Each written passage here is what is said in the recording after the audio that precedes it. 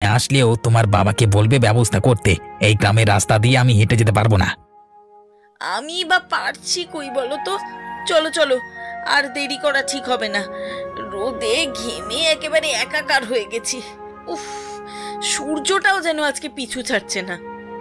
চলো চলো, পুরা কপাল আমার।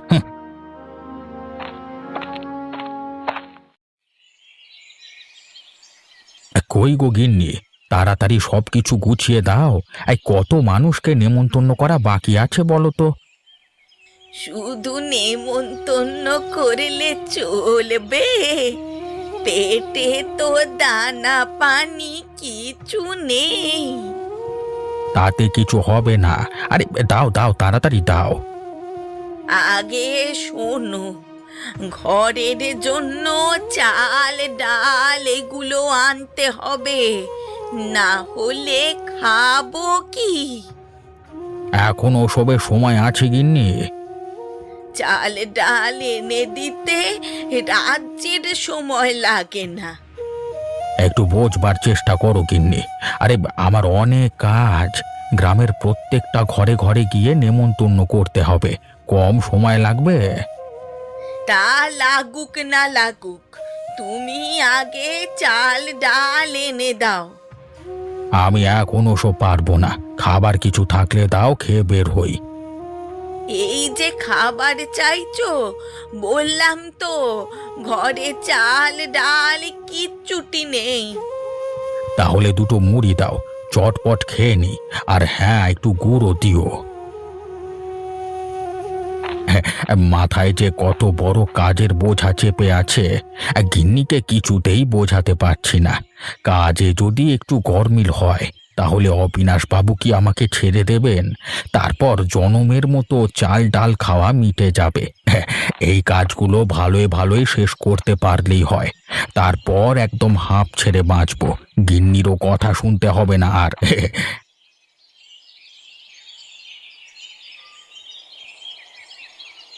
আর খাওয়ার সময় নাই গিন্নি, আমি বের হলাম, তুমি খেয়ে নিও সময় করে।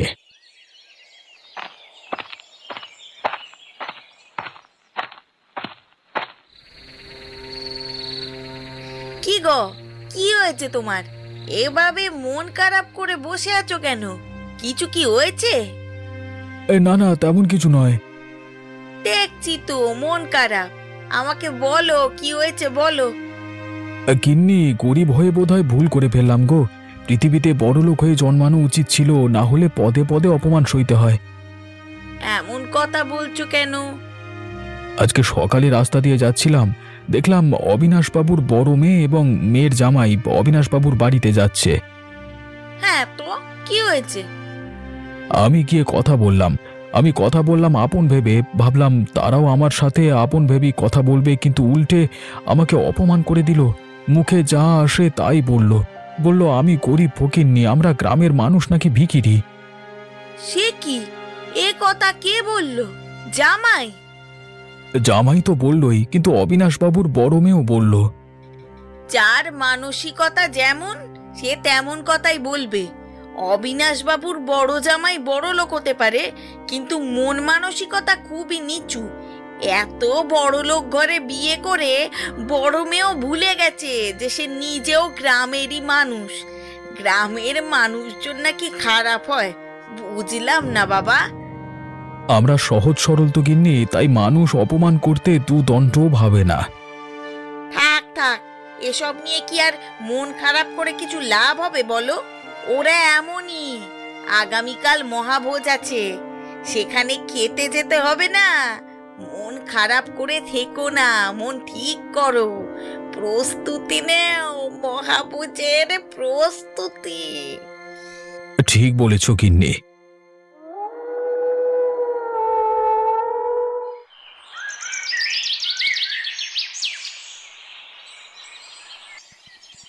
বাবু, মহাভোজের জন্য সব কিছু ঠিকঠাক। এখন আমাদের রান্না চাপাতে হবে। দুপুরের মধ্যে গ্রামের লোকজন জড়ো হয়ে যাবে সব। তার আগেই সমস্ত রান্না শেষ করতে হবে। হরিপদ কাকা, কত লোকের আয়োজন হয়েছে বলুন তো? তা হবে শখানেক। সমস্ত গ্রামের লোকজনকে নেমন্তন্ন করা হয়েছে তো। এত লোক? গ্রামের সব লোকজন নেমন্তন্ন করে কি লাভ? আমাদের মহাভোজে প্রতি বছর সবাইকে নেমন্তন্ন করা হয়।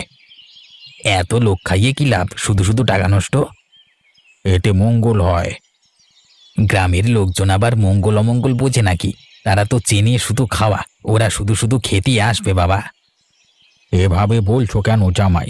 মানুষকে খাওয়ানো ভালো কাজ, সেটা গ্রাম আর শহর আছে নাকি? হ্যাঁ, আপনার থেকে জ্ঞান নিতে হবে না আমার।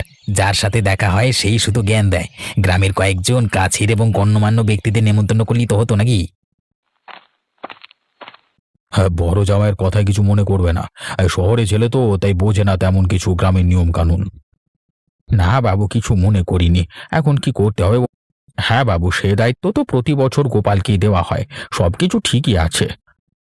তাহলে যাও যাও, গিয়ে রান্নার আয়োজন করো, কোনো কিছু যেন ভুল না হয়, ঠিক আছে? হ্যাঁ গো বুড়িমা, অবিনাশ বাবুর ছোট মেয়েটা এসেছে। শুনেছি তো এসেছে। কে নেমন্তন্ন করেছে? তোমাদের হরিপদ কাকু তো করেনি। মনে হয় অবিনাশ বাবু নিজেই করেছে। তিনি না করলে কি আর ওরা আসতো? তা ঠিক বলেছ। ওই তো পূজা আসছে। আরে আরে, তুমি কাজ করছো কেন?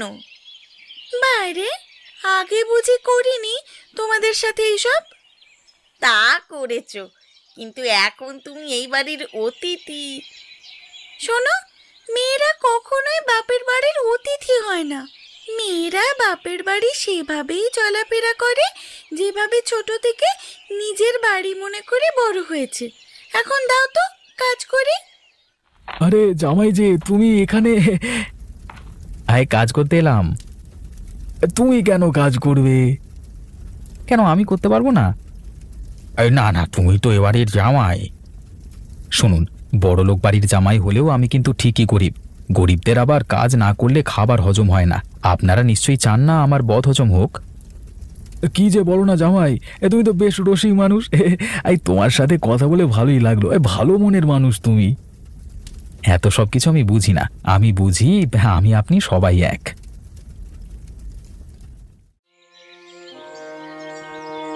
বাবা, ওই ছোট লোক দুটো এখানে কি করছে? কাদের কথা বলছিস? ওই যে পূজা আর পলাশ। আমি নেমন্তন্ন করেছিলাম তাই এসেছে। তুমি নেমন্তন্ন করেছো?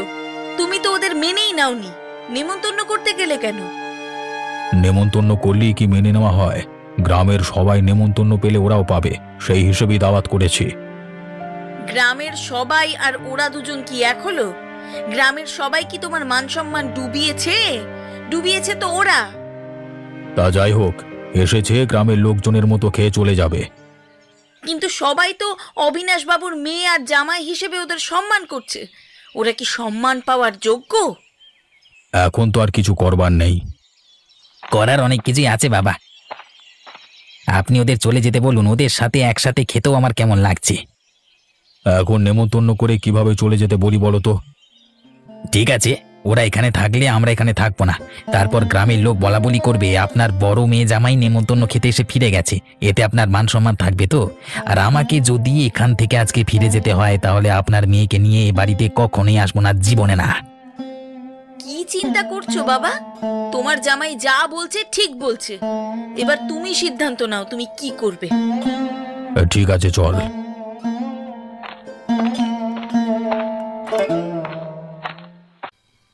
পূজা এবং পলাশ, তোমাদের সাথে আমার কথা আছে। হরিপদ কাকু, গন্ডগোল তো একটা হয়েছে বলে মনে হচ্ছে।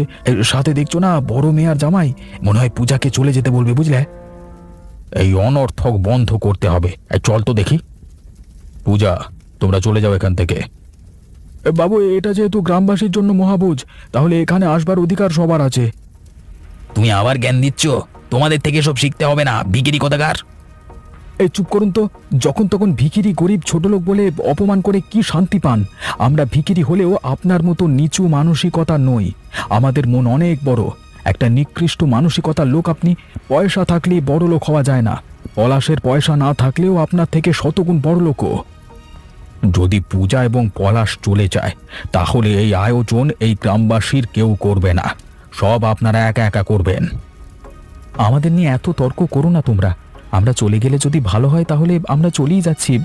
ভাই দেবেন, আমরা না জেনে চলে এসেছি। এমন হবে জানলে আমরা আসতাম না। পূজার মন খারাপ হবে বলেই এসেছিলাম, না হলে আমি জানতাম এখানে আসলে অপমানিত হতে হবে। আমি তোমাদের কাছে হাত জোড় করে ছোট জামাই, কারোর কাছে তোমাকে ক্ষমা চাইতে হবে না। যার সমস্যা হবে সে চলে যাবে। আমি আমার ভুল বুঝতে পেরেছি। তুমি খুব ভালো একজন মানুষ, এর থেকে বড় কিছু আর হতে পারে না। পূজা তোমাকে ভালোবেসে ভুল কাজ করেনি। সবাই আবার আয়োজন শুরু করো।